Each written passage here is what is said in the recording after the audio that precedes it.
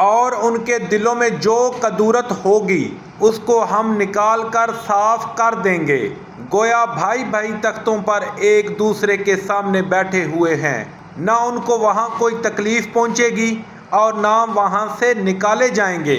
اے پیغمبر صلی اللہ علیہ وسلم، میرے بندوں کو بتا دو کہ میں بڑا بخشنے والا اور مہربان ہوں، اور یہ کہ میرا عذاب بھی درد دینے والا عذاب ہے۔ اور ان کو ابراہیم کے مہمانوں کا حوال سنا دو۔ جب وہ ابراہیم کے پاس آئے تو سلام کہا۔ انہوں نے کہا کہ ہمیں تو تم سے ڈر لگتا ہے۔ مہمانوں نے کہا ڈریے نہیں، ہم آپ کو ایک دانشمند لڑکے کی خوشخبری دیتے ہیں۔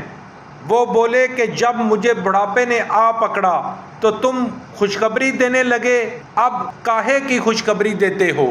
انہوں نے کہا کہ ہم آپ کو سچی خوشخبری دیتے ہیں، آپ مایوس نہ ہوئیے۔ ابراہیم نے کہا کہ اللہ کی رحمت سے میں مایوس کیوں ہونے لگا؟ اس سے مایوس ہونا گمراہوں کا کام ہے۔ پھر کہنے لگے کہ فرشتوں، تمہیں اور کیا کام ہے؟ انہوں نے کہا کہ ہم ایک گناہگار قوم کی طرف بھیجے گئے ہیں کہ اس کو عذاب کریں، مگر لوط کے گھر والے، کہ ان سب کو ہم بچا لیں گے، البتہ ان کی عورت، اس کے لیے ہم نے ٹھہرا دیا ہے کہ وہ پیچھے رہ جائے گی۔ پھر جب فرشتے لوط کے گھر گئے تو لوط نے کہا تم تو ناآشنا سے لوگ ہو۔ وہ بولے کہ نہیں، بلکہ ہم آپ کے پاس وہ چیز لے کر آئے ہیں جس میں لوگ شک کرتے تھے، اور ہم آپ کے پاس یقینی بات لے کر آئے ہیں، اور ہم سچ کہتے ہیں۔ تو آپ کچھ رات رہے سے اپنے گھر والوں کو لے نکلیں اور خود ان کے پیچھے چلیں، اور آپ میں سے کوئی شخص پیچھے مڑ کر نہ دیکھے، اور جہاں آپ کو حکم ہو وہاں چلے جائیے۔ اور ہم نے لوط کی طرف وحی بھیجی کہ ان لوگوں کی جڑ صبح ہوتے ہوتے کاٹ دی جائے گی۔ اور اہل شہر لوط کے پاس خوش خوش دوڑے آئے۔ لوط نے کہا کہ یہ میرے مہمان ہیں، کہیں ان کے بارے میں مجھے رسوا نہ کرنا، اور اللہ سے ڈرو اور میری بے آبروئی نہ کیجیو۔ وہ بولے کیا ہم نے تم کو سارے جہاں کی حمایت و طرفداری سے منع نہیں کیا؟ انہوں نے کہا کہ اگر تمہیں کرنا ہی ہے تو یہ میری قوم کی لڑکیاں ہیں، ان سے شادی کر لو۔ اے محمد صلی اللہ علیہ وسلم، تمہاری جان کی قسم، وہ اپنی مستی میں مدہوش ہو رہے تھے، سو ان کو سورج نکلتے نکلتے چنگاڑ نے آ پکڑا، اور ہم نے اس شہر کو الٹ کر نیچے اوپر کر دیا اور ان پر کھنگر کی پتھریاں برسائیں۔ بے شک اس قصے میں اہل فراست کے لیے نشانی ہے، اور وہ شہر اب تک سیدھے رستے پر موجود ہے۔ بے شک اس میں ایمان لانے والوں کے لیے نشانی ہے۔ اور بن کے رہنے والے یعنی قوم شعیب کے لوگ بھی گناہگار تھے، تو ہم نے ان سے بھی بدلہ لیا، اور یہ دونوں شہر کھلے رستے پر موجود ہیں۔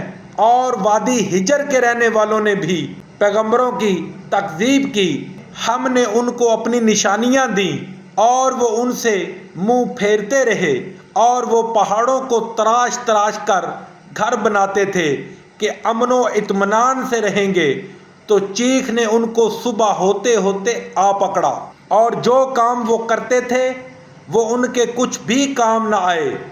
اور ہم نے آسمانوں اور زمین کو اور جو مخلوقات ان میں ہے اس کو تدبیر کے ساتھ پیدا کیا ہے، اور قیامت تو ضرور آ کر رہے گی، تو تم ان لوگوں سے اچھی طرح سے درگزر کرو۔ کچھ شک نہیں کہ تمہارا پروردگار ہی سب کچھ پیدا کرنے والا اور جاننے والا ہے۔ اور ہم تم کو 7 آیتیں جو نماز میں دہرا کر پڑھی جاتی ہیں، یعنی سورۃ الحمد اور عظمت والا قرآن عطا فرمایا ہے۔ اور ہم نے کفار کی کئی جماعتوں کو جو فائدہ دنیاوی سے متمتع کیا ہے، تم ان کی طرف رغبت سے آنکھ اٹھا کر نہ دیکھنا، اور نہ ان کے حال پر تعسف کرنا، اور مومنوں سے خاطر اور تواضع سے پیش آنا، اور کہہ دو کہ میں تو علانیہ ڈر سنانے والا ہوں، اور ہم ان کفار پر اسی طرح عذاب نازل کریں گے جس طرح ان لوگوں پر نازل کیا جنہوں نے تقسیم کر دیا، یعنی قرآن کو کچھ ماننے اور کچھ نہ ماننے سے ٹکڑے ٹکڑے کر ڈالا۔